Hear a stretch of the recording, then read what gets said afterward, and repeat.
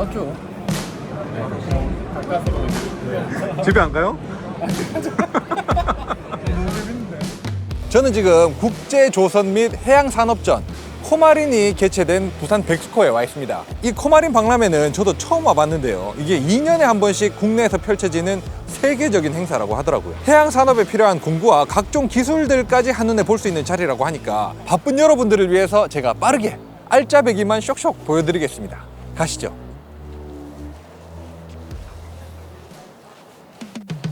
물건을 인양하는 어떤 작업이 있는 곳에는 일반적으로 이런 볼트 타입의 아이볼트를 사용들 많이 하셔요. 얘는 이렇게 들게끔 설계가 돼 있어요. 보시면 이 제품 같은 경우에는 M24 사이즈의 표시 중량이 0.95톤으로 되어 있습니다. 얘는 이렇게 들었을 때 0.95톤을 드는 거죠. 만약에 측방으로 매달게 되면 표시된 거에 25%밖에 못 듭니다. 못 드니까 문제가 되는 거죠. 현장에 있는 사람들은 0.95톤이네? 이렇게 들어도 9톤인갑다? 이렇게 사용을 하신단 말이죠. 그래서 이렇게 문제가 생기는 게 하나 있고요. 그 다음에 이걸 꽉 조여놨는데 훅킥을 해서 끌려가다 보면 과조임이 되거나 반대쪽으로 풀림을 해서 여기가 휘어지거나 전단이 일어나요. 똑같은 제품의 이제 요크 같은 브랜드는 회전식입니다. 볼트는 고정되어 있고 바디가 회전을 합니다. 그래서 아까 같이 과조임이나 아니면 풀림 현상이 없어지는 거죠. 실제적으로 얘 같은 경우 똑같은 M24 사이즈인데 얘는 3.2톤이라고 표시 중량이 되어 있지만은 어떤 방향에 어떤 곳으로 들든 간에 3.2톤. 훨씬 더 안정되고 풀라이프도 길어지고 안정성도 확보되고 긴 기간으로 봤을 때는 훨씬 더 원가 절감도 되고 그래서 이런 제품 많이 사용들 하십니다. 저 이거 여기 보면 볼트도 그렇고 샤클도 그렇고 저렇게 파란색 이런 포인트가 있는데 이게 뭔가요?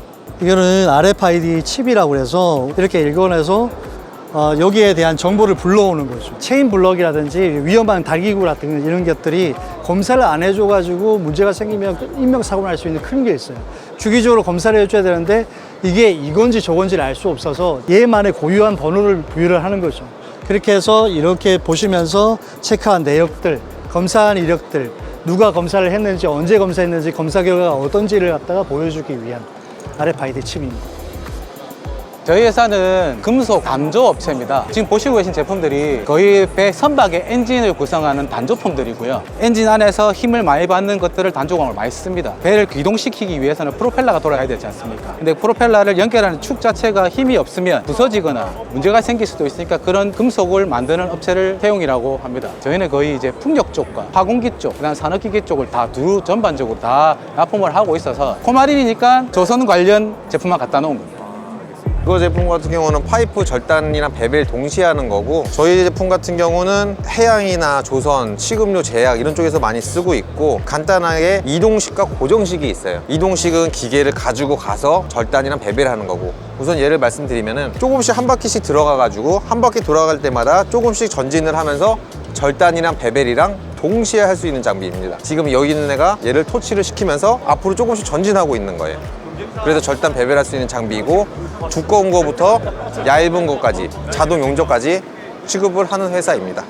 기존에 같은 경우는 그라인더로 해서 불꽃이 날 텐데 이 같은 경우는 불꽃 없이 수직으로 절단을 할 수 있으면서 좀 안전하게 분진 없이 깔끔하게 절단할 수 있는 장비입니다.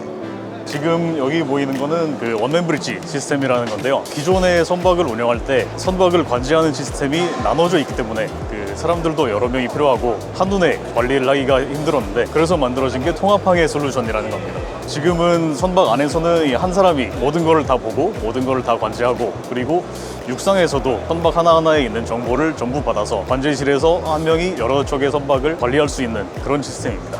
요거는 자동차에 있는 어라운드 뷰라고 생각하시면 되고요. 요거는 레이더, 지금 여기 보이시는 이 레이더에서 나온 영상이고요. 여기 있는 건 액디스라고 해서 내비게이션처럼 이렇게 항로 설정도 가능하고 항로를 오토파일럿이라고 해서 자율운항도 가능한 시스템입니다. 기존의 배에 있던 설비를 이걸로 대체할 수도 있는 그런 겁니다. 저희 내셔널 클램프는 리프팅 클램프를 만들고 스크류 클램프, 치공구를 만드는 회사입니다. 이 제품은 마그네트 푸셔라는 제품인데 유압잭으로 미는 거를 이제 좀 간단하게 하기 위해서 만든 제품입니다. 소형 블럭에 단차 맞춤을 하기 위한 제품입니다. 이렇게 자석을 붙이고 난 다음에 푸셔로 이렇게 밀어서 단차를 맞추는 겁니다. 내셔널 클램프에서 이거 주셨어요. 아 참 안 주셔도 되는데. 저희 노드락 제품에 대해서 간략하게 소개해 드리겠습니다. 지금 보시는 것은 노드락 불림 방지 와셔고요. 노드락 와셔는 지금 쐐기가 있고요. 안쪽에도 이렇게 캠 무늬가 있고 두 개가 접착이 되어 있습니다. 그래서 진동이 있을 때 캠의 각도가 나사산 피치 각도보다 큼으로 인해 가지고 불림을 방지하는 기능입니다. 노드락 와셔가 얼마나 그 불림 방지 효과에 우수한지 점커 테스트로 한번 잠깐 확인해 보시겠습니다. 저희 테스트하고 비교할 대상은 일반적으로 많이 사용하는 평와셔하고 스프링 와셔의 조합이고요. 그 반대편에는 저희 노드락 와셔를 꼈습니다. 테스트를 해볼게요. 첫 번째는 이제 평와셔, 스프링 와셔 조합을 한번 저희가 풀어보겠습니다. 바로 힘을 주지 않아도 바로 풀어지는 걸 볼 수 있고요. 이제 그 노드락 와셔를 봤을 때는 힘을 줘도 잘 풀리지 않는 걸 볼 수 있습니다. 물리적으로 걸리는 거예요. 물리적으로 여기 안에 그 와셔와 와셔 사이에 거기에서 이제 걸리게 되는 쐐기 역할을 하고 있습니다. 보시다시피 산업 전반적으로 볼트 와셔가 쓰이지 않는 곳은 없습니다. 거의 찾아보기 힘듭니다. 그래서 노드락 와셔도 풀림의 위험이 있다든지 어떤 진동의 위험이 있는 곳에는 노드락 와셔를 무조건 쓰시는 걸 추천드리고 브랜드 마킹이 되어 있는지 꼭 확인해 주시면 좋을 것 같습니다. 지금 보시는 로봇은 유니버셜 로봇의 협동 로봇이라 부르는 거고요. 기존 산업 로봇과 다르게 이 같은 공간에서 안전 펜스 없이 로봇이랑 안전하게 작업할 수 있는 로봇입니다. 로봇 티칭도 쉬워서 산업 로봇과 다르게 현장에서 바로 티칭을 해서 산업에 적용할 수 있는 로봇이라 보시면 될 것 같습니다. 이 로봇의 특징은 앞에 그리퍼를 어떤 거를 다느냐에 따라서 작업에 용이하게 만들 수 있는데요. 지금 같은 경우는 전동 그리퍼를 넣었고 조선 쪽에 관련된 용접 토치를 적용하면 용접도 쓸 수 있는 로봇이라 보시면 될 것 같습니다. 지금 보시는 로봇은 AMR이라 부르는 로봇이고요. 자동 이동 로봇이라 보시면 될 것 같아요. 앞에 왼쪽, 오른쪽 뒤에 라이더 센서가 있어서 실시간으로 사람의 움직임을 감지하고 있습니다. 제가 이동하면은 이렇게 안전하게 사람이랑 같은 공간에서 물건을 이송하거나 다양한 용도로 쓸 수 있는 로봇입니다.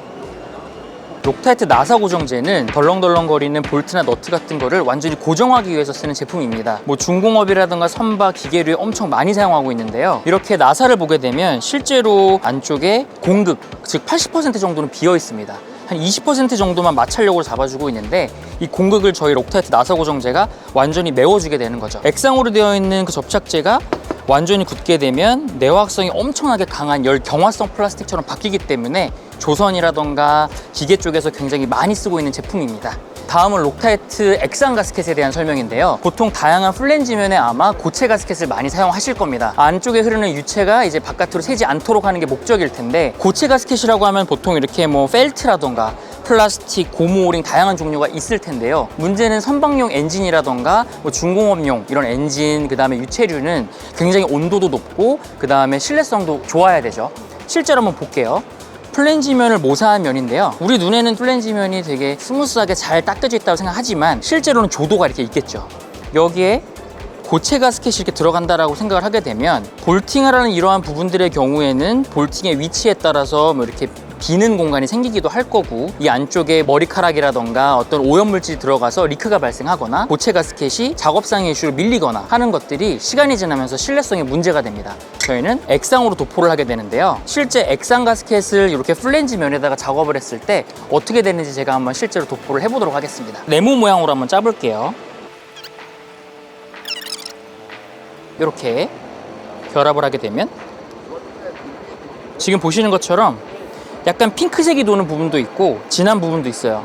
그 눈에 안 보이는 조도를 완전히 메워준다 이렇게 생각하시면 될 것 같고 초기에 실링력이 작용을 하기 때문에 다양한 면의 플랜지 면에서 즉각적인 밀봉 효과를 내는 장점이 있습니다.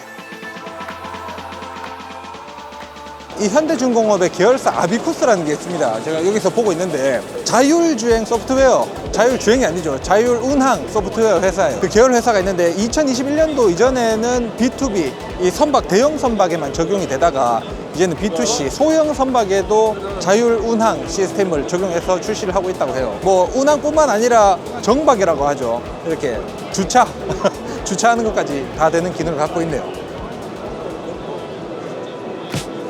자, 오늘 이렇게 국제조선 및 해양산업전 코마린에 한번 찾아와 봤는데요. 이 행사가 이번 주 금요일까지 진행이 된다고 하니까 꼭 조선 쪽이나 선박 관련된 분들 뿐만 아니라 뭐 배관, 뭐 산업 현장, 건설 이쪽에서도 활용할 수 있는 그런 많은 장비들이 나와 있으니까 그런 분들도 시간이 있으실 때 한번 참여해 보시면 좋을 것 같습니다. 그리고 함께 할 수 있는 그런 이벤트나 이런 것도 많이 있으니까 와보시면 괜찮을 것 같아요. 오늘 재밌게 보셨다면 좋아요 한 번씩 눌러주시고요.